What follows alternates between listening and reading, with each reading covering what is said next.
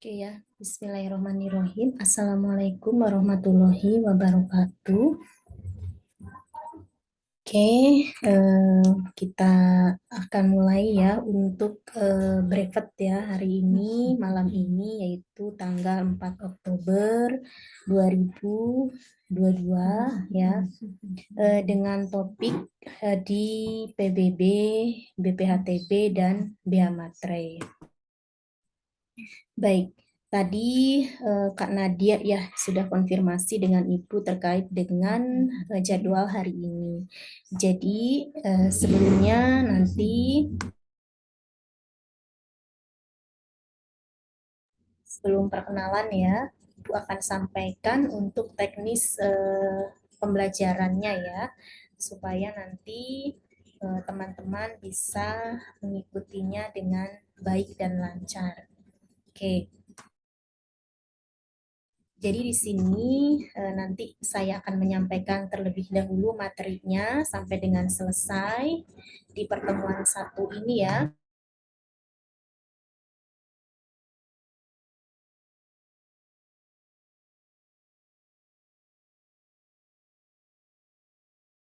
Setelah Ibu menyampaikan, nanti akan disediakan sesi tanya jawab ya. Dan sesi tanya jawab ini bisa dilakukan secara langsung ya dengan klik tombol raise hand ataupun teman-teman sudah bisa mulai kirim pertanyaan di chat Zoom ya dari dimulainya saat penyampaian materi gitu ya. Tetapi nanti pembahasan pertanyaan dan lain sebagainya akan kita siapkan waktunya setelah materi semuanya tersampaikan untuk pertemuan yang pertama ini.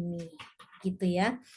Oke, izinkan Ibu berkenalan terlebih dahulu, nanti teman-teman akan berkenalan langsung ya, Ibu akan bertanya kepada teman-teman semua, seperti Kak Nadia dan yang lainnya, nanti pada saat sesi tanya-jawab ya, jadi sesi tanya-jawab sekaligus perkenalan kepada teman-teman semuanya. Jadi yang pertama ini saya perkenalan sekaligus menyampaikan materinya.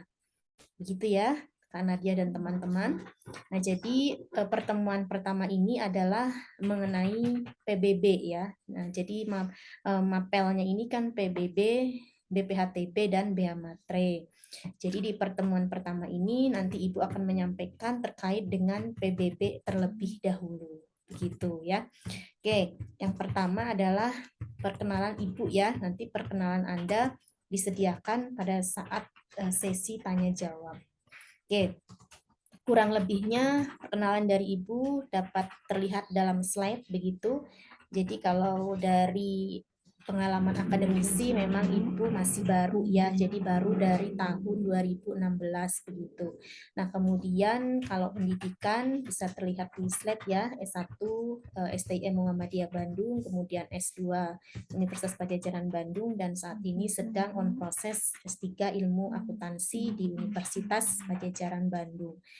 Kalau dari pengalaman itu saat ini Ibu sebagai dosen tetap Universitas Muhammadiyah Bandung, kemudian juga dosen praktisi di Universitas Padjadjaran Bandung, dan juga Master Trainer of AI Learning Center, juga Ketua Tech Center Brevet Pajak A dan B di UM Bandung.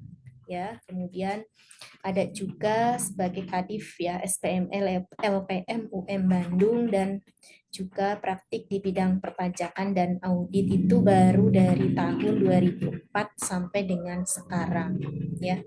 Begitu ya Kak Nadia dan teman-teman, sedikit perkenalan dari Ibu, dan juga Ibu ada silaturahim untuk teman-teman semuanya. Jadi setelah selesainya pelatihan brevet ini bersama Ibu khususnya di PBB, BPHTB, dan Bea Matre, nanti bisa juga silaturahim di kanal YouTube Yuniati Ruang Dosen ya. Silakan Kak Nadia dan teman-teman bisa untuk melihat ya di link channel tersebut.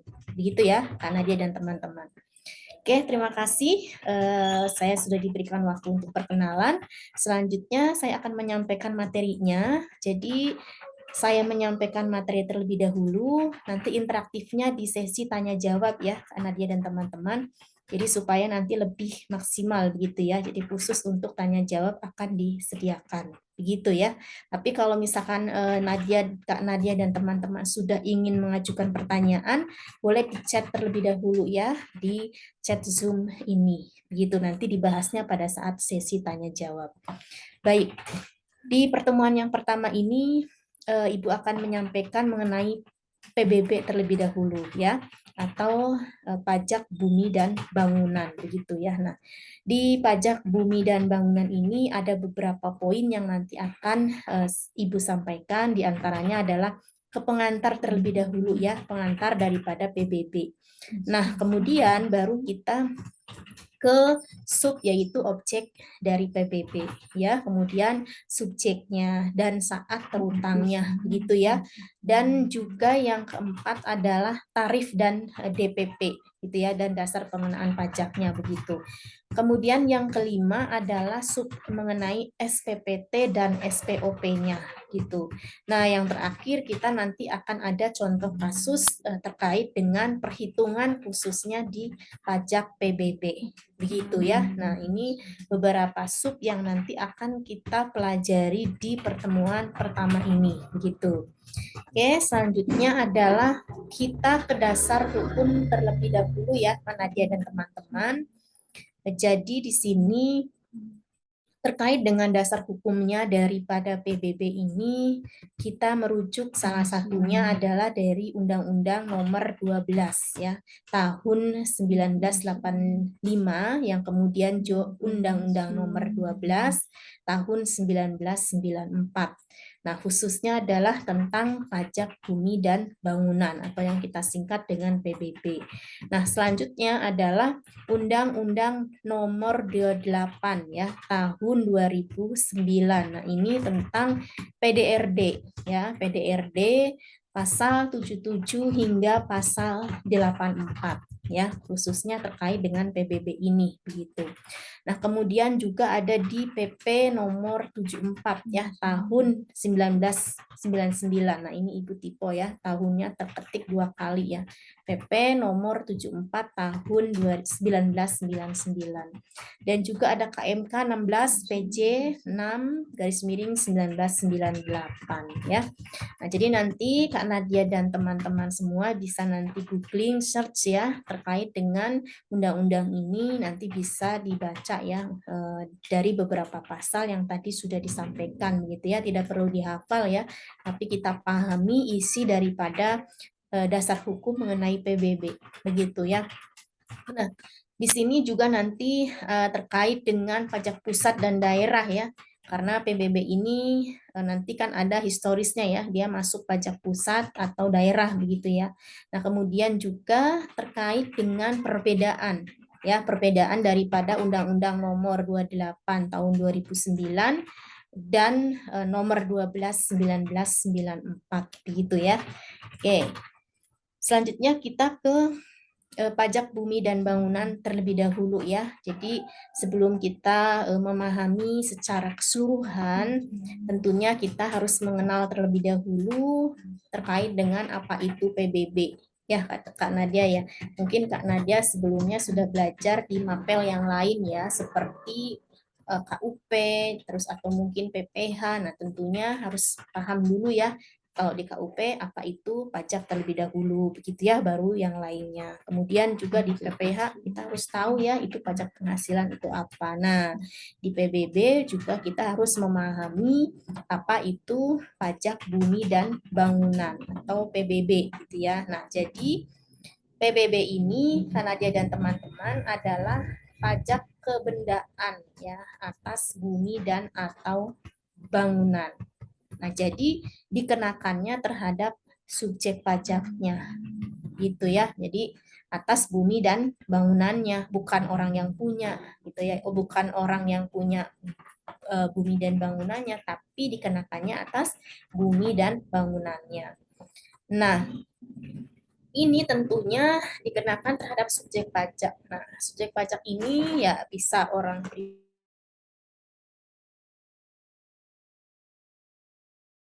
ya, jadi bisa orang pribadi atau badan ya secara nyata begitu mempunyai hak ya, dan atau memperoleh manfaat atas bumi dan atau memiliki, menguasai, dan atau memperoleh manfaat atas bangunan. Begitu ya, ini kalau kata aturannya begitu. Ya, jadi dikenakannya atas bumi dan bangunannya. Nah, yang punya bumi dan bangunannya ini tentu saja ya bisa orang pribadi atau perorangan ya, mungkin Kak Nadia sudah memiliki aset misalkan berupa tanah dan bangunan rumah tinggal, nah itu kan yang memiliki berarti adalah perorangan atau mungkin perusahaan ya, perusahaan yang memiliki tanah dan bangunan atau gedung gitu ya untuk tempat usaha gitu ya, seperti itu. Nah, selanjutnya adalah kita ke sejarah ya dan filosofi ya daripada pajak bumi dan bangunan. Jadi kalau berdasarkan kronologisnya begitu, bahwa secara sejarah ya dari PBB ini dapat dibagi menjadi 3 ya Kak Nadia dan teman-teman.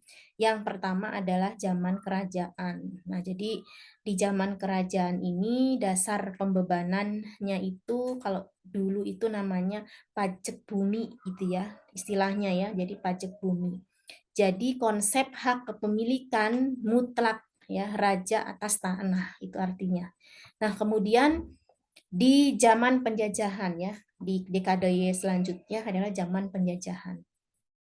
Jadi di zaman penjajahan ini di tahun 1916 ya, 85 sampai 1811. Jadi di masa itu, di tahun tersebut, tarif pajaknya itu adalah 0,25% itu dari harga tanah.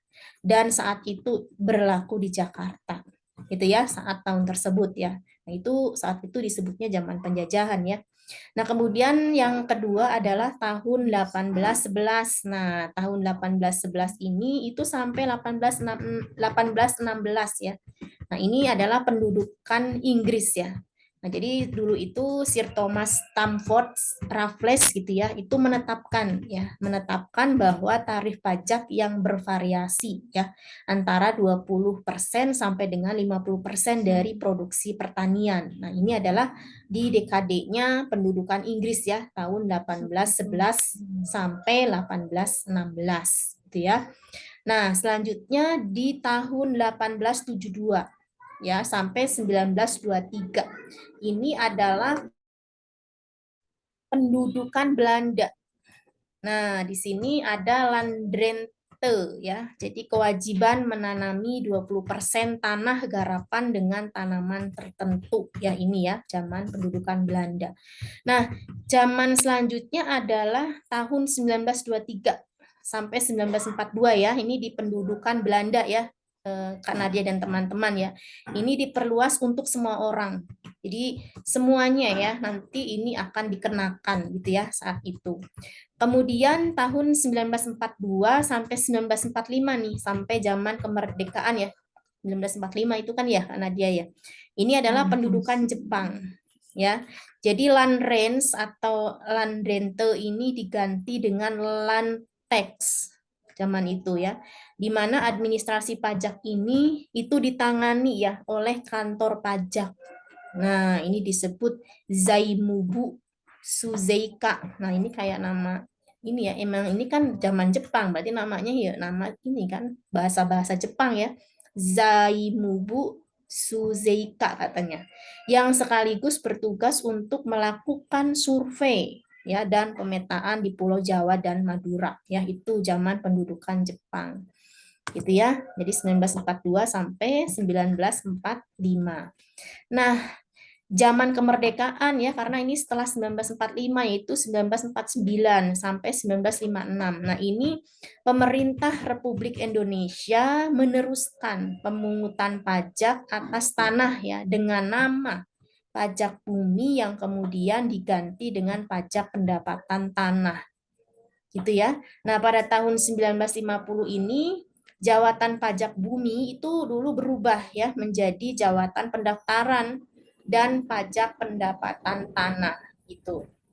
Nah, selanjutnya tahun 1956 jawatan pendaftaran dan pajak pendapatan tanah ini berubah ya, menjadi Jawatan Pendaftaran Tanah Milik Indonesia ya atau PTMI. Nah, tugas pokoknya ini melakukan pendaftaran tanah milik terdaftar sebagai objek pajak. Gitu ya. Nah, kemudian tahun 1959 ya sampai 1985 nih ya. Anda mungkin ada yang belum lahir ya. 1959 sampai 1985. Ini Undang-Undang Nomor 11 tahun 1959 ini mengatur tentang pajak hasil bumi ya, di mana hasil yang diperoleh dari tanah ini dijadikan dasar pengenaan pajak gitu ya. Jadi DPP-nya ya berarti. Nah, kemudian tahun 1965 pajak hasil bumi ini diubah ya karena dia diubah menjadi iuran pembangunan daerah. Nah, ini disebutnya sebagai IPEDA gitu ya, itu ya.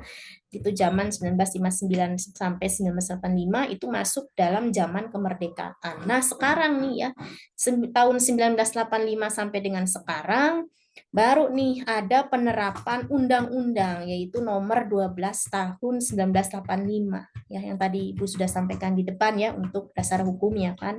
Ini tentang pajak bumi dan bangunan. Nah, ini berlakunya ya sejak 1986 ya, serta menyederhanakan sistem pajak dengan menghapuskan 7 dasar hukum pajak atas properti gitu ya dari Undang-Undang yang nomor 12 ini.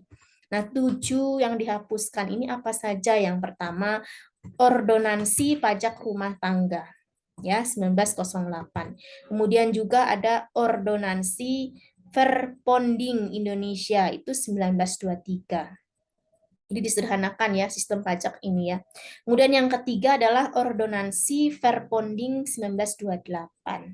Kemudian juga ada Ordonansi Pajak Kekayaan ini 1932. Kemudian yang kelima Ordonansi Pajak Jalan 1942. Kemudian ada Undang-Undang Darurat ya tahun 1957 tentang Peraturan Umum Pajak Daerah pasal 14 huruf C, K, dan I. Nah, ini.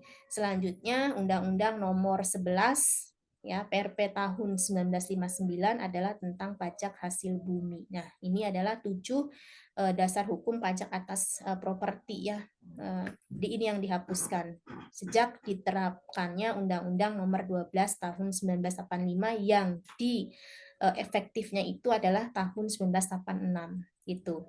Nah, pada tahun 1994 Undang-Undang Nomor 12 tahun 1985 ini diubah ya menjadi Undang-Undang Nomor 12 tahun 1994 yaitu tentang pajak bumi dan bangunan. Itu ya. Nah, itu. Jadi ini adalah beberapa sejarah dan filosofinya ya pajak bumi dan bangunan. Jadi Kak Nadia dan teman-teman ya, sebelum kita apa namanya lanjut ke materi yang lebih dalam lagi, tentunya kan kita harus mengenal dulu ya PBB itu apa dan sejarahnya juga itu kita perlu tahu ya. Jadi barusan Ibu sudah sampaikan. Oke. Kemudian selanjutnya adalah pajak pusat ya. Jadi di sini pajak penghasilan dikenakan atas pajak penghasilan ya yang diterima. Ya, jadi kita ada mengenal yang namanya pajak pusat ya dan pajak daerah ya sebelum kita bahas PBB ya. Nah, jadi PBB ini apakah masuk pajak pusat atau daerah? Nah, kita bahas ini dulu ya. Nah, pertama pajak pusat.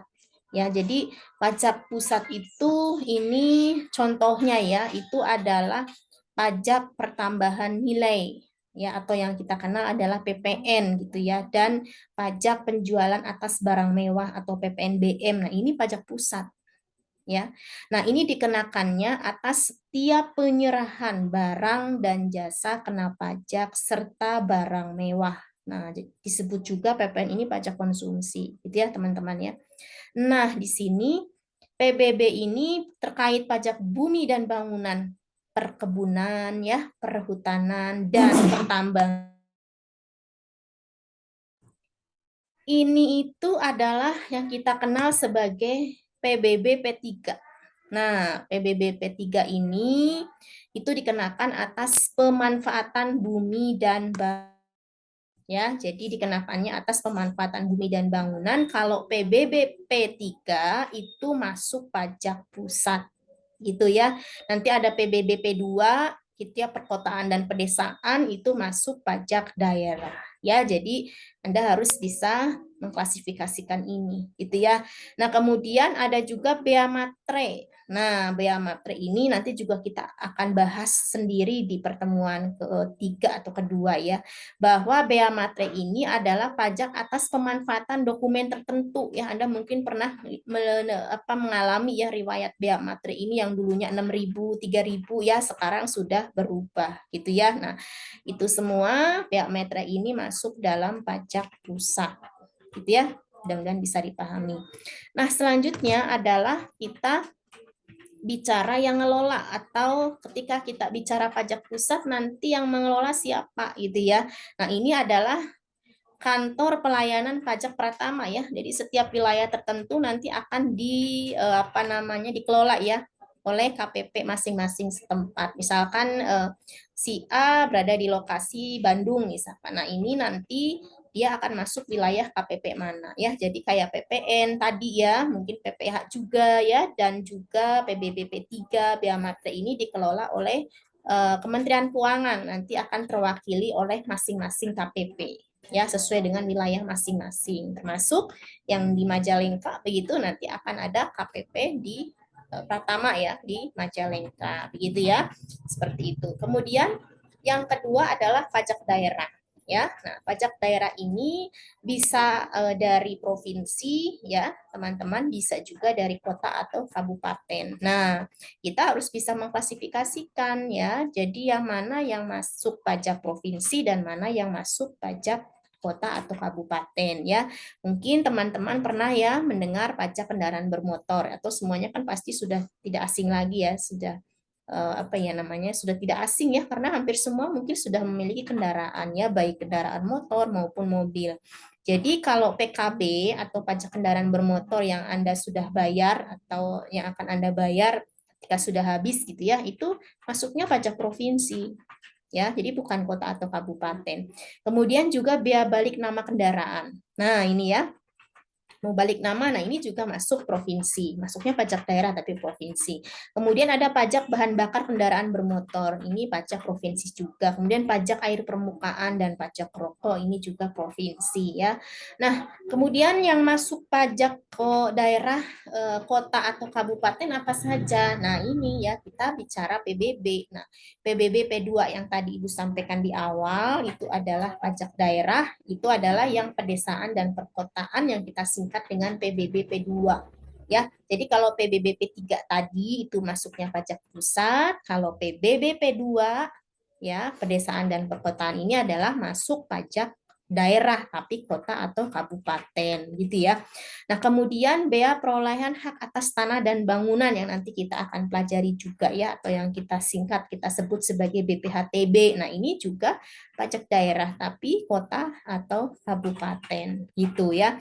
Kemudian Anda juga mengenal pajak restoran ya, pajak reklame ya, pajak parkir, hiburan, penerangan jalan ya, bahkan pajak mineral bukan logam dan batuan, pajak parkir. Oh, ini ketulis 2 kali ya, teman-teman. Nah, kemudian pajak air tanah, pajak sarang burung walet, ya ini ada ya, itu juga masuk pajak daerah ya, tapi kota atau kabupaten. Gitu ya, bisa dipahami ya. Jadi di PBB ini tidak semua masuk pajak daerah. Nah, jadi ada yang masuk pajak pusat dan ada juga yang masuk pajak daerah ya, tergantung tadi yang Ibu sudah sampaikan. Dan kalau yang tadi itu, kalau pusat adalah nanti dibawahi oleh kantor pelayanan pajak pratama di setiap wilayah, nah itu kalau daerah ini nanti oleh Dispenda ya. Jadi di sini nanti akan terkait hal-hal perpajakan daerah nanti bisa ke Dispenda. Jadi Anda tidak datang ke sini kalau ada apa-apa ya, atau ada yang dikonfirmasi dan lain sebagainya, tidak di KPP Pratama atau di DJP, tapi di Dispenda begitu ya. Ini contohnya kantor Dispenda ya. Oke. Kalau Anda tadi sudah memahami PBB itu ada yang pajak pusat dan pajak daerah, selanjutnya adalah kita mengetahui perbedaan PBB di Undang-Undang 11 tahun 94 dengan Undang-Undang nomor 28 tahun 2009 ya. Nah, di sini ada beberapa perbedaan. Yang pertama dilihat dari mengaturnya ya. Nah, jadi kalau di Undang-Undang 12 tahun 1994 itu mengaturnya hanya pajak bumi dan bangunan. Nah, tapi kalau di Undang-Undang Nomor 28 Tahun 2009 ini adalah pajak daerah dan retribusi. Nah, jadi ada retribusi nih. Jadi pajak daerah dan retribusi daerah. Kan masuk penerimaan daerah juga ini ya. Nah, kemudian jenis pajaknya kalau dulu tuh Undang-Undang Nomor 12 Tahun 1994 pajaknya itu PBB pajak pusat. Ya, tapi di sini Undang-Undang Nomor 28 Tahun 2009 itu kita ada ya terkait juga dengan pajak daerah. Begitu. Nah, kalau wewenang dilihat dari wewenang kalau Undang-Undang Nomor 12 Tahun 1994 ini karena dia pajak pusat jelas wewenangnya adalah DJP. DJP ini Direktorat Jenderal Pajak yang kemudian dibawahi oleh beberapa KPP. Ini Kantor Pelayanan Pajak ya, Kantor Pelayanan Pajak Pratama X, Y dan seterusnya gitu ya. Nah, kalau Undang-Undang Nomor 28 Tahun 2009 ini wewenangnya ada di pemerintah daerah. Ya, ada yang tadi kan PBB P2 ya, pedesaan dan perkotaan. Nah, itu pemerintah daerah atau yang tadi Ibu contohkan ini adalah Dispenda. Wewenangnya Dispenda ya, seperti itu. Nah, kemudian kalau dilihat dari perbedaan objek pajak, ya kalau Undang-Undang Nomor 12 Tahun 1994 ini, bumi dan atau bangunan ini di kawasan pertambangan, perkebunan, dan perhutanan. Nah, kalau di UU 28 2009 ini, itu bumi dan atau bangunan di kawasan perdesaan dan perkotaan. Ini diatur di dalam pasal 77 ya. Jadi Anda nanti kalau sudah googling punya UU 28 2009 bisa lihat di pasal 7 ini terkait dengan objek pajaknya apa gitu ya. Nah, kemudian NJOP TKP. Nah, NJOP TKP ini adalah nilai jual objek pajak tidak kena pajak ya. Nah, ini kalau di UU 12 tahun 1994 ini adalah 8 juta ya. Nah, kalau di UU 28 2009 NJOP TKP-nya adalah minimal itu adalah 10 juta begitu ya. Jadi ada perbedaannya. Nah, terkait dengan tarif ini ya adalah tarif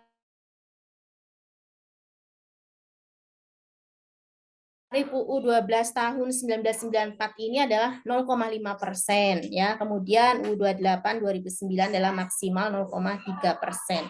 Selanjutnya dasar pengenaan nih. Dasar pengenaan berdasarkan UU 12 tahun 1994 NJOP itu nilai jual objek pajak ini, namun dasar perhitungannya ya menggunakan NJKP, nilai jual kena pajak itu adalah 40% ya dikali NJOP dikurangi NJOP TKP. Jadi dikurangi dulu yang tidak kena pajaknya berapa ya. Kalau di 1994 kan berarti NJOP TKP-nya itu 8 juta. Jadi NJOP-nya berapa dikurangi 8 juta baru dikalikan 40% itu adalah ketemu NJKP. Nah, kalau sudah NJKP, nah baru nanti kita kalikan dengan tarif PBB-nya gitu ya. Nah, ini cara menghitungnya PBB sama dengan tarif dikalikan dengan NJKP.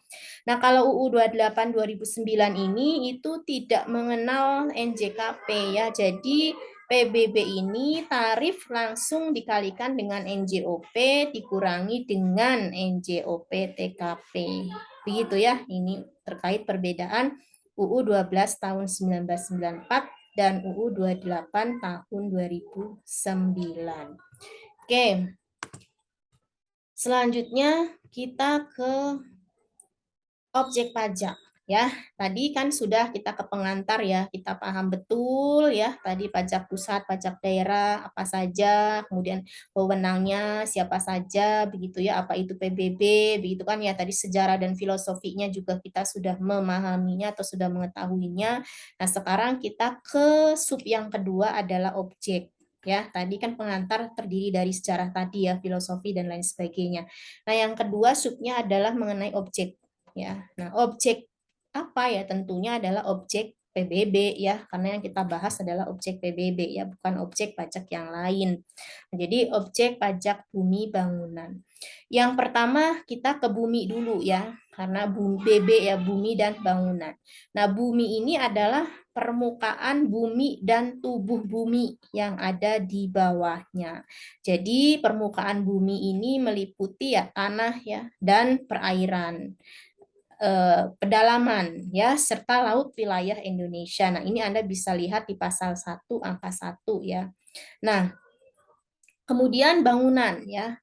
Nah, di sini bangunan ini adalah konstruksi teknik yang ditanam atau dilekatkan secara tetap pada tanah dan atau perairan ya di pasal 1 angka 1 ya. Nanti Anda bisa cek kembali ya tadi di Undang-Undang PBB tadi ya.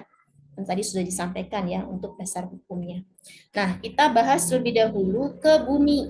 Nah, tadi bumi ini ya permukaan ya, adalah permukaan bumi dan tubuh bumi yang ada di bawahnya. Nah, Anda bisa lihat di sini ya, yang di bawahnya apa saja. Nah, Anda bisa lihat ya di sini ya, hutan, kebun, desa, kota, usaha bidang perikanan, tambang, dan seterusnya. Itu termasuk objek dari PBB kan ya. Makanya tadi di awal Ibu sudah sampaikan ada PBB P3 dan ada PBB P2 kan ya, seperti itu. Nah, kemudian terkait dengan objek pajak ini di pasal 2 ayat 1 terkait bangunan ya. Nah, ini termasuk dalam pengertian bangunan ini adalah dijelaskan ya di pasal 1 angka 2. Mana nanti bisa cek kembali ya di undang-undangnya.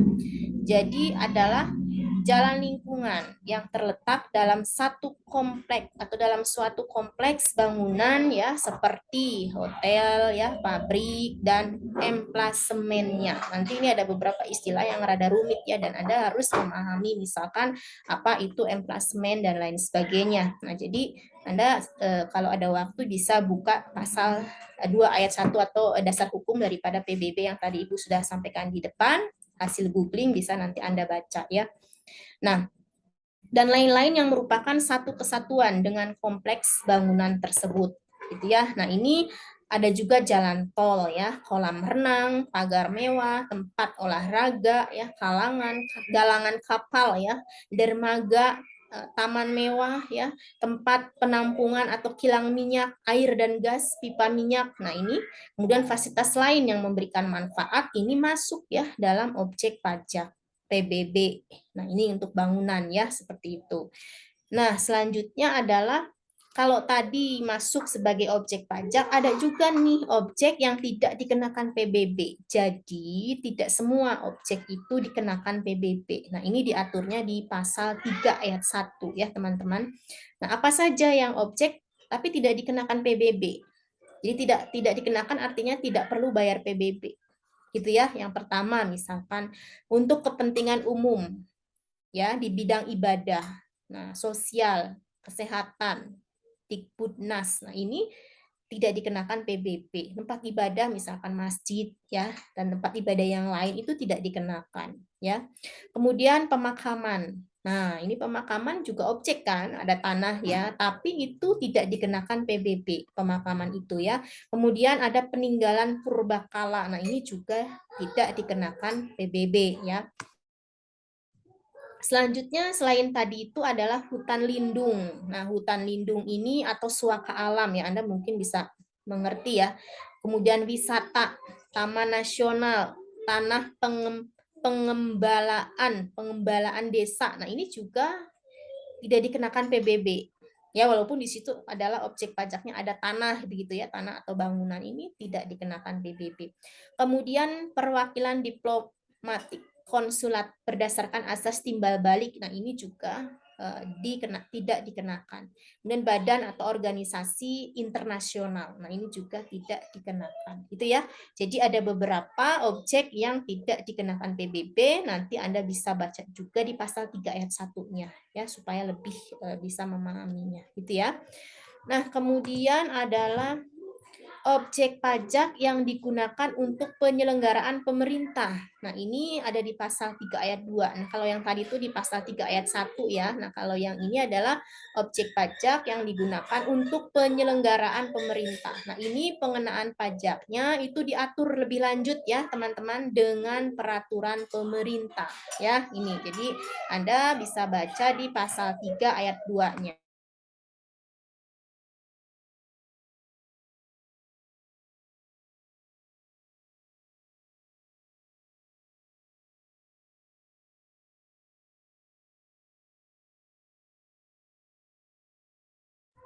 Selanjutnya adalah ini untuk sub yang selanjutnya ya. Tadi kan Anda sudah memahami ya dari sub pengantar tadi terdiri dari sejarah, filosofi dan lain sebagainya. Sub kedua Anda memahami objek mana yang PBB dan mana yang objek tidak dikenakan PBB begitu ya. Nah, sekarang adalah subjek dan saat terutang daripada PBB ini begitu ya. Ini di sub yang ketiga ya. Nah, jadi subjek pajak ini itu ada di pasal 4A ayat 1 ya. Jadi ini adalah orang atau badan subjeknya yang secara nyata mempunyai suatu hak atas bumi ya. Nah, jadi ya pasti yang memiliki tanah dan bangunan pasti kan bisa orang, bisa badan kan ya. Nah, ini disebut subjeknya ya yang secara nyata mempunyai suatu hak atas bumi dan atau memperoleh manfaat atas bumi dan atau memiliki, menguasai dan atau memperoleh manfaat atas bangunan tersebut. Gitu ya. Nah, jadi kalau ini sudah terpenuhi, nah itu adalah yaitu subjek pajaknya ini terdiri dari orang atau badan tadi kan ya. Misalkan si orang ini atau badan ini memiliki tanah dan bangunan di wilayah A. Nah, itu sudah jelas ya, kita memang memilikinya. Kemudian apalagi kita juga menguasainya ya, karena itu milik kita, dibuktikan dengan adanya sertifikat yang kita punya misalkan. Dan juga kita juga atas objek tersebut itu ada manfaatnya. Misalkan untuk rumah tinggal kita, gitu kan ya, atau untuk usaha kita. Nah, itu kan jelas ya manfaatnya ya atas bangunan tadi ya.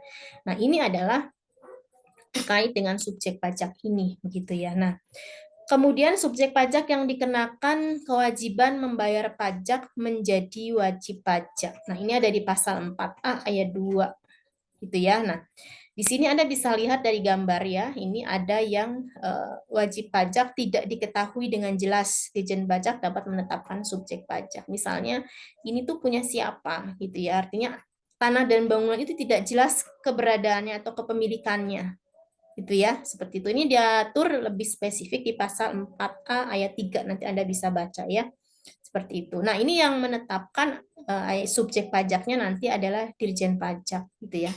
Nah, SP yang ditetapkan ini dapat memberikan keterangan tertulis ya bahwa ia bukan WP yang dimaksud. Nah, nanti dibahas di pasal 4A ayat 4-nya. Nah, apabila setelah jangka waktu 1 bulan sejak diterimanya keterangan tersebut, Dirjen Pajak tidak memberikan keputusan, maka keterangan yang diajukan ini dianggap disetujui gitu ya. Jadi nanti ada pengajuan ya terkait kepemilikan aset yang tidak jelas begitu ya. Nah, kemudian ketika dari jangka waktu 1 bulan sejak diterimanya keterangan tadi ini ya Dirjen Pajak tidak memberikan keputusan ya, maka dianggap apa yang diajukan itu dianggap disetujui ya. Itu dibahas atau disampaikan di dalam pasal 4A ya, ayat 7 huruf 7 ya maksudnya. Pasal 4A 7 nomor 7 gitu ya. Oke. Kemudian adalah tahun pajak. Ya, tahun pajak, saat, dan tempat yang menentukan pajak terutang. Ini ada di pasal 8 ayat 1, 2, dan 3 ya. Nah, tahun pajak ini apa ya? Adalah jangka waktu 1 tahun takwim, yaitu dari tanggal 1 Januari sampai dengan 31 Desember ya. Jadi dikenakannya hanya 1 kali ya. Misalkan si A memiliki tanah dan bangunan di wilayah A atau di wilayah B ya. Nah, jadi dikenakannya hanya sekali dalam 1 tahun takwim ya. Biasanya di pertengahan tahun itu kita sudah bisa mendapatkan surat pemberitahuan ya berapa nilai PBB yang kita harus bayarkan atas aset yang kita miliki kan gitu ya. Seperti itu. Jadi ada yang dikirimkan melalui RT RW di lingkungan setempat masing-masing, atau sekarang kita sudah bisa mengakses di EPBB ya, sudah secara apa namanya digitalisasi dengan kita memasukkan nomor dari apa namanya nomor dari aset tanah dan bangunan kita gitu ya. Nah, tapi ada beberapa wilayah yang belum terintegrasi, artinya belum bisa mengakses elektronik PBB tadi gitu ya. Untuk mengakses berapa sih sebetulnya apa namanya nilai PBB yang harus kita bayarkan. Tapi ada beberapa wilayah yang sudah gitu ya. Nah, jadi hanya sekali. Nah, Anda bisa melakukan pembayarannya juga setelah mendapatkan itu loh surat PBB yang warnanya pink itu kan ya. Nah, kalau yang untuk rumah tinggal kan Anda pasti setiap setahun sekali ada tagihan ya seperti itu. Nah, kemudian saat yang menentukan pajak terutang adalah menurut keadaan objek pajak pada tanggal 1 Januari gitu ya. Itulah nanti ditetapkannya pajak terutang atau saat yang menentukan pajak terutang. Nah, kemudian tempat pajak terutangnya ini untuk daerah Jakarta itu adalah di wilayah DKI Jakarta. Untuk daerah lainnya di wilayah kabupaten ya atau kota madya yang meliputi objek pajak gitu ya. Jadi misalkan ada di A, di B, A ini misalkan kota madya, misalkan wilayah kabupaten. Nah, itulah apa namanya tempat pajak terutangnya. Ya, jadi tergantung ya si tanah dan bangunannya ini berada di mana posisinya gitu ya. Objeknya di mana kan begitu ya. Nah, itu ya, itu terkait dengan subjek dan saat terutang. Nah, sub selanjutnya adalah tarif dan DPP atau dasar pengenaan pajak. Nah, ini Anda bisa lihat tadi sekilas di depan Ibu juga sudah sampaikan perbedaan Undang-Undang Nomor 12 1994 yang lama ya 0,5%, ini tunggal. Nah, saat ini di Undang-Undang Nomor 28 tahun 2009 itu adalah 0,3%. Ini paling tinggi ya. Nah, jadi di sini kita akan step pertama adalah NJOP dan NJKP. Kemudian ada NJOP TKP, ya kan? Kemudian ada rumusnya berapa atau tarifnya begitu ya. Kemudian baru kita bahas ya dalam satu contoh. Begitu ya. Nah, kita bahas dulu nih terkait dengan dasar pengenaan ya. Nah, dasar pengenaan ini dibahas di dalam pasal 6 ayat 1 dan 2. Anda bisa baca nanti bahwa yang pertama kita harus mengenal dulu apa itu NJOP. Ya, NJOP ini singkatannya nilai jual objek pajak ya. Jadi kita harus paham nih NJOP apa sih gitu ya. Karena nanti dalam perhitungan akan ada istilah ini. Jadi kita harus tahu ya nilai NJOP-nya berapa gitu ya. Nah, jadi NJOP ini itu adalah harga rata-rata yang diperoleh dari harga transaksi jual beli yang terjadi secara wajar. Nah, ya, ini NJOP. Bila mana tidak terjadi transaksi jual beli, nilai jual objek pajaknya ini ditentukan melalui apa? Yang pertama itu melalui perbandingan harga dengan objek pajak lain yang sejenis, ya, atau nilai perolehan baru, ya, atau nilai jual objek pajak pengganti. Nah, ini ya kalau misalkan apa tidak terjadi transaksi jual beli ya. Gitu ya, berarti dari 3 poin ini. Nah, NJOP ini itu ditetapkan setiap 3 tahun ya, ini oleh Menteri Keuangan, kecuali untuk daerah tertentu, ini ditetapkan setiap tahun sesuai perkembangan daerahnya. Nah, seperti ini ya, terkait dengan dasar pengenaan pajaknya ya, khususnya di PBB ini. Nah, di dalam penentuan ini ya objek pajak gitu ya. Jadi ada faktor yang menentukan klasifikasi objek pajak. Nah, ini ada di pasal 2 ayat 2 ya. Jadi faktor yang menentukan klasifikasi objek pajak ini yang pertama bumi atau tanah gitu yang kita kenalnya itu dari letaknya. Kemudian yang kedua, letak itu maksudnya lokasi tanahnya itu di mana. Itu akan mempengaruhi nilai jual objek pajaknya. Jadi akan berbeda ya antara yang letak atau lokasi tanah dan tanah atau bangunannya di kabupaten dengan kota madya nanti akan berbeda gitu kan ya. Nah, kemudian peruntukannya, ini peruntukannya untuk rumah tinggal atau untuk usaha misalnya itu juga akan berbeda. Nah, ini yang beberapa faktor yang menentukan perbedaan ini. Nah, kemudian pemanfaatannya.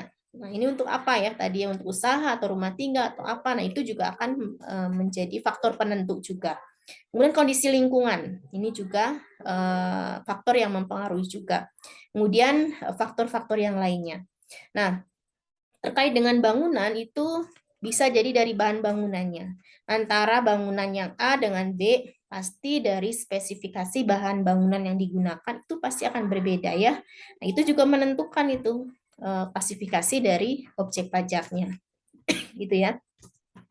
Nah, selanjutnya adalah rekayasa letak ya. Letak tadi sudah ya, letaknya di mana itu pasti akan berbeda, kondisi lingkungan dan lain sebagainya. Itu ya. Jadi ini ada beberapa faktor yang menentukan klasifikasi dari objek pajak. Nah, selanjutnya kita ke dasar perhitungan pajak. Nah, dasar perhitungan pajak ini diatur di dalam pasal 6 ayat 6A ya, ayat 3, di mana dasar penghitungan pajak ini adalah nilai jual kena pajak ya. Tadi ini kan ada istilah NJOP ya. Nah, baru kemudian ada nilai jual kena pajak atau yang kita singkat dengan NJKP ya. Jadi nanti pada saat perhitungan PBB itu nanti kita menggunakan istilah NJOP, NJKP dan NJOP TKP gitu ya. Nah, ini yang diterapkan serendah-rendahnya adalah 20% dan setinggi-tingginya adalah 100% dari apa? Dari NJOP. Nah, NJOP ini adalah nilai jual objek pajak, gitu ya. Nah, ini. Kemudian penetapan besarnya nilai pajak. Nah, ini diatur ya di PP nomor 74 tahun 1998 ya, nilai jual kena pajak. Kalau dari PP ini bahwa objek pajak perumahan yang NJOP-nya lebih ya, lebih ini bukan kurang, lebih dari 1 miliar rupiah. Kemudian objek pajak perkebunan yang luas lahannya lebih dari 25 hektar yang dimiliki, dikuasai atau dikelola oleh BUMN ya, badan usaha swasta maupun berdasarkan kerjasama operasional antara pemerintah dan swasta. Kemudian objek pajak kehutanan termasuk areal blok tebangan ya dalam rangka penyelenggaraan kegiatan pemegang HPH, HPHH, IPK. Nah, ya, ini adalah 40% ya, 40% dikalikan NJOP, dikalikan nilai jual objek pajaknya. Nah, ini objek pajak perumahan dengan NJOP lebih dari 1 miliar yang dimiliki, dikuasai, dimanfaatkan oleh PNS, anggota ABRI dan pensiunan termasuk di sini ya.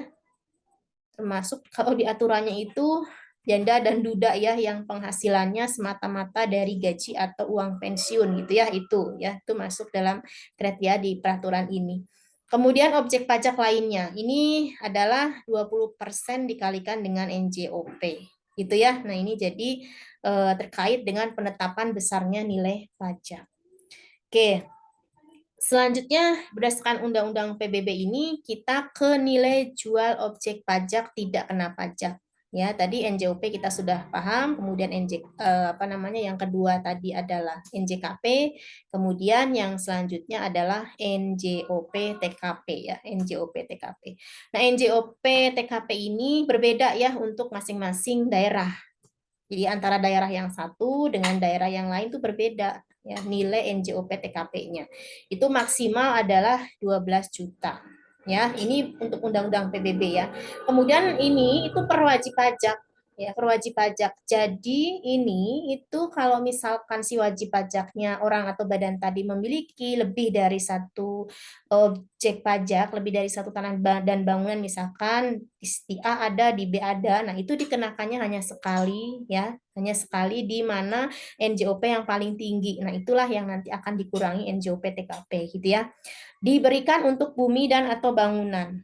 Jelas ya. Kemudian apabila seorang wajib pajak mempunyai beberapa objek pajak yang diberikan NJOP TKP, ini hanya salah satu objek pajak yang nilainya terbesar yang tadi saya sampaikan ya. Jadi mana yang nilai objek pajak yang nilainya terbesar itulah yang nanti diberikan pengurangan NJOP TKP ya dari beberapa objek pajak yang kita miliki gitu ya, seperti itu aturannya seperti itu.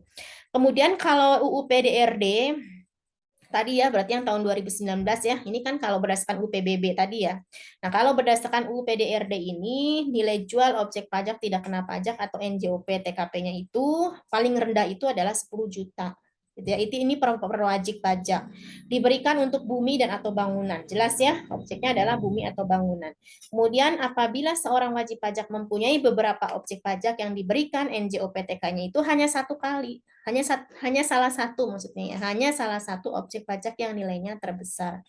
Ya, sama ya ini ya. Jadi dikenakannya hanya sekali. Kalau misalkan si subjek ini orang atau badan memiliki beberapa tanah dan bangunan di beberapa tempat misalkan. Nah, dikenakannya hanya sekali ya.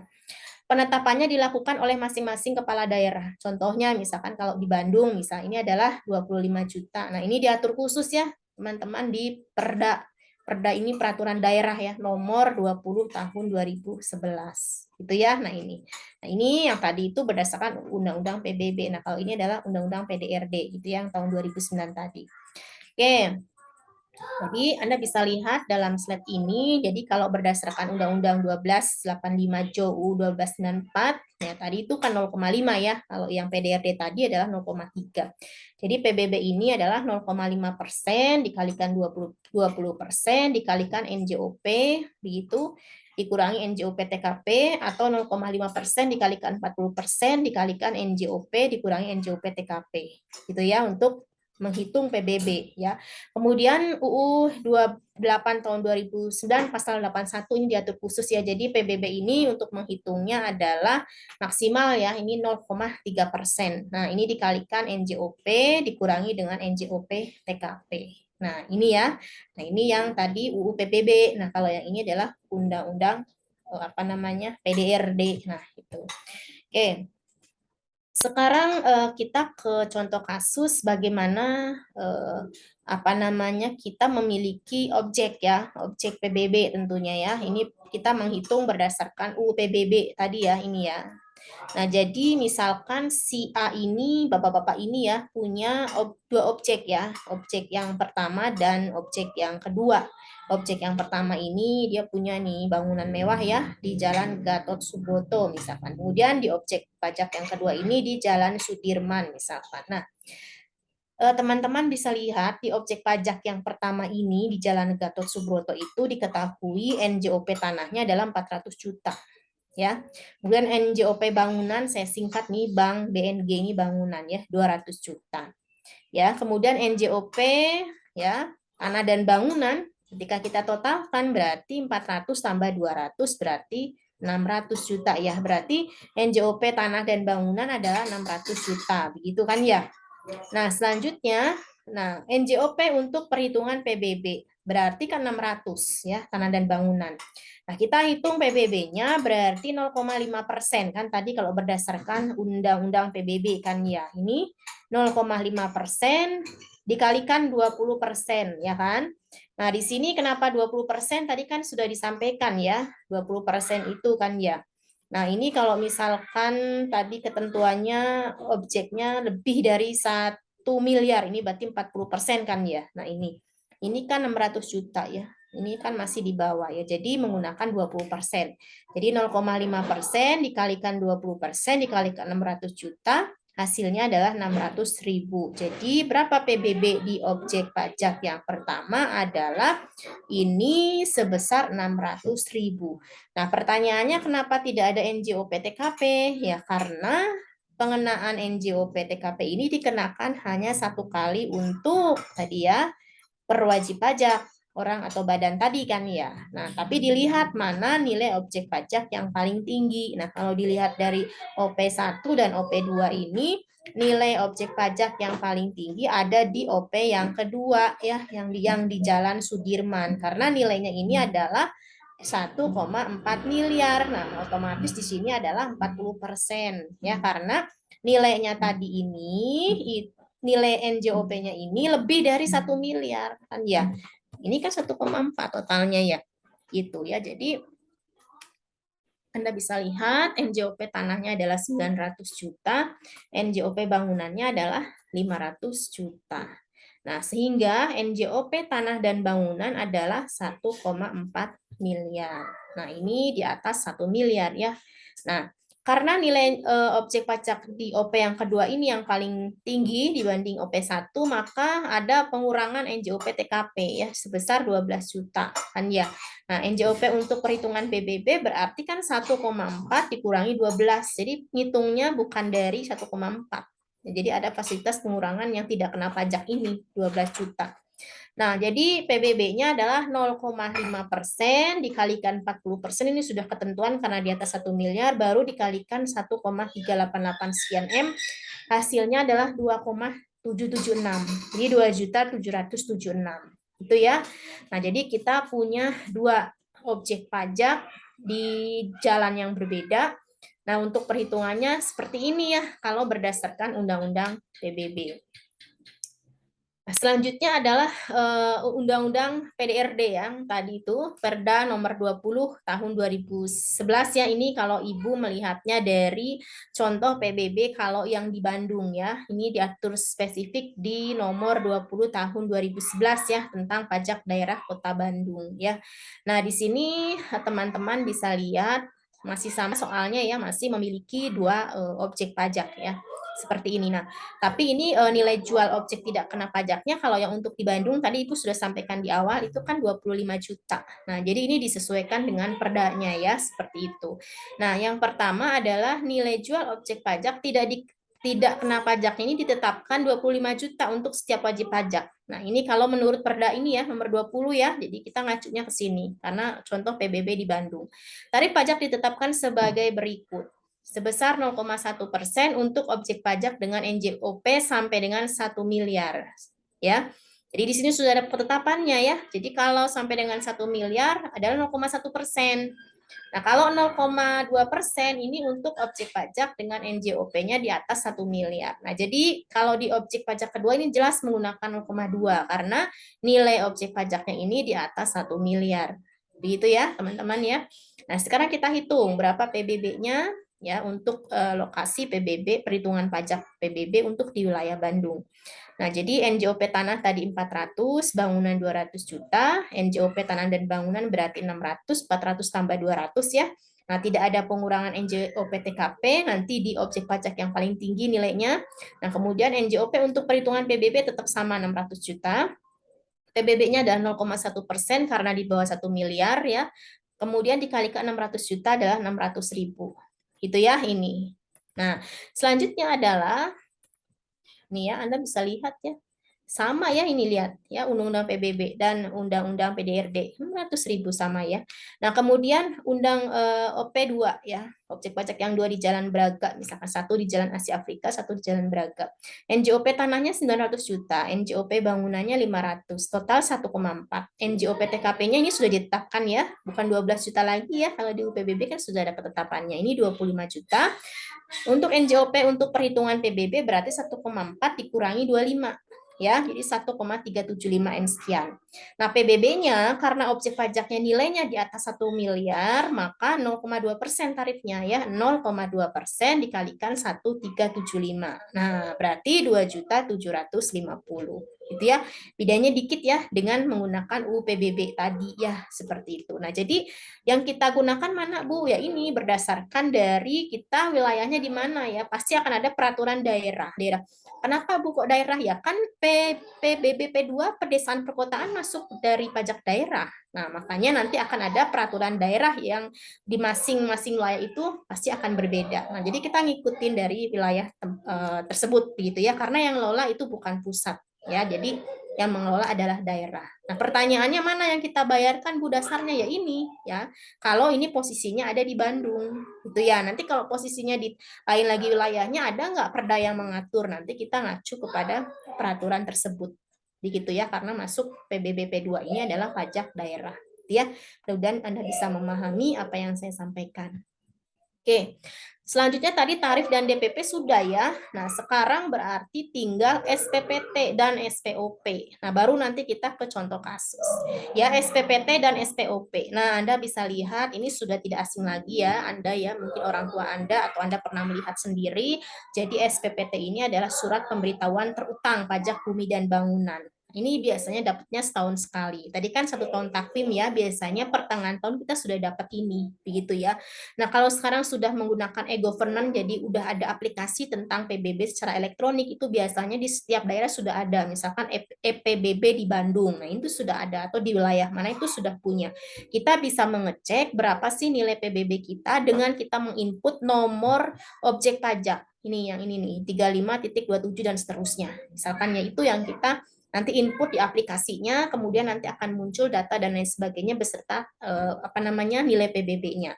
Ya, tapi belum semua ya, setiap wilayah itu bisa memberlakukan akses untuk PBB ini, elektronik PBB ini, begitu ya, seperti itu. Jadi ada beberapa wilayah tertentu yang belum bisa akses, gitu ya. Nah, selanjutnya mungkin Anda malah cenderung diberikan ya di wilayah masing-masing ya RT RW setempat biasanya ada akan diberikan ini. Nah, baru kita akan bayarkan ya seperti itu. Nah, ini adalah SPPT ya. Nah, kemudian ada istilah nomor objek nomor objek pajak atau NOP. Nah, ini yang diinput di EPBB tadi yang Ibu sampaikan. Ini ya. Digitnya ini adalah A kedua nih yang posisi atas nih ya, yang 35 titik itu ya, itu adalah digit kode provinsi. Nah, kemudian digit selanjutnya adalah kode kabupaten atau kota. Kemudian 3 digit adalah ini ya, kode kecamatan. Kemudian ini 3 digit selanjutnya adalah kelurahan atau desa. Nah, 3 digit ini adalah nomor atau blok, nomor blok ya. Kemudian 4 digit ini adalah nomor urut objek. Kemudian baru yang terakhir 1 digit di belakang NOP itu adalah 1 digit kode khusus, gitu ya. Nah, mungkin Anda ketika menerima ini nggak pernah atau belum tahu begitu ya, ini teh apa maksudnya. Nah, ini artinya seperti ini ya. Jadi arti daripada NOP tadi ya. Digit-digit tadi itu sebetulnya menggambarkan apa ya ini tadi yang Ibu sampaikan. Nah, ketika Anda ingin ngecek berapa PBB Anda di bangunan Anda itu bisa nih ke EPBB ya. Anda bisa download di Play Store nanti PBB ada untuk wilayah tertentu, Anda masukkan NOP. Biasanya diminta masukin ini. Nah, baru nanti Anda bisa mengecek ya berapa PBB yang Anda bayarkan seperti. Tapi belum semuanya ya bisa terfasilitasi. Kemudian kalau kita sudah memahami SPPT, nanti akan ada pendataan ya, ini di pasal 9 ayat 1, 2, dan 3, di mana wajib pajak ini harus mengisi SPOP. Jelas, benar, lengkap, dan ditandatangani, begitu ya. Nah, pendataan ini ada diatur di dalam pasal 9 ayat 1, 2, 3, di mana wajib pajak mengisi SPOP, jelas, benar, lengkap, ditandatangani. Ini kurang lebihnya SPOP-nya seperti ini ya. Terkait dengan objek pajak yang kita miliki gitu kan ya, seperti itu. Ini untuk pendataan ya, siapa tahu ada perubahan di objek pajak yang kita miliki gitu, yang tadinya misalkan ya bangunannya hanya lantai 1 jadi 2, kemudian juga keakuratan ya mengenai wilayah dan lain sebagainya itu ada di sini gitu ya. Nah, ini nih ya NOP-nya, contoh ini NOP dan lain sebagainya. Kemudian penilaian objek pajak. Ya, jadi ada satu berdasarkan pendekatan dan cara penilaiannya. Nah, pendekatan penilaiannya ini ada pendekatan data pasar atau market approach ya namanya. Nah, NJOP ini dihitung dengan cara membandingkan objek pajak yang sejenis dengan objek pajak lain yang telah diketahui harga pasarnya. Gitu ya. Nah, yang selanjutnya pendekatan ini pada umumnya digunakan untuk menentukan NJOP tanah. Namun dapat juga dipakai untuk menentukan NJOP bangunan, ya. Nah, kemudian pendekatan selanjutnya adalah pendekatan biaya atau cost approach ya. Nah, ini pendekatan ini digunakan untuk menentukan nilai tanah atau bangunan terutama untuk menentukan NJOP bangunan ya dengan menghitung seluruh biaya yang dikeluarkan untuk membuat bangunan baru yang sejenis untuk dikurangi dengan penyusutan fisiknya. Yang ketiga, pendekatan pendapatan atau income approach ya. Nah, pendekatan ini digunakan untuk menentukan NJOP yang tidak dapat dilakukan ya berdasarkan pendekatan data pasar ya atau pendekatan biaya tetapi ditentukan berdasarkan hasil bersih objek pajak tersebut ya. Nah, pendekatan ini terutama digunakan untuk menentukan NJOP galian, tambang atau objek perairan. Ini ya, teman-teman ya terkait dengan pendekatan penilaian gitu ya. Nah, sekarang bagaimana cara penilaiannya? Ya, oke, Anda masih semangat ya, belum ngantuk ya. Nah, jadi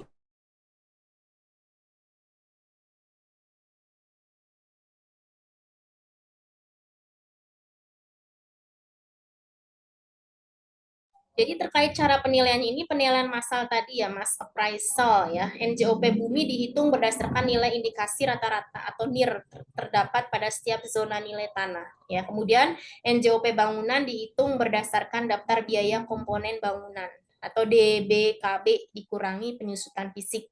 Kemudian juga perhitungan penilaian massal ya dilakukan dengan menggunakan program komputer atau computer assist evaluation ya atau CAV ya kita kenal. Kemudian ada juga penilaian individual, individual appraisal. Nah, ini diterapkan untuk objek tertentu yang bernilai tinggi atau keberadaannya mempunyai sifat khusus antara lain ada jalan tol ya, pelabuhan laut sungai udara, lapangan golf, industri, semen, pupuk, PLTA, pertambangan, tempat rekreasi dan lain-lain sejenisnya.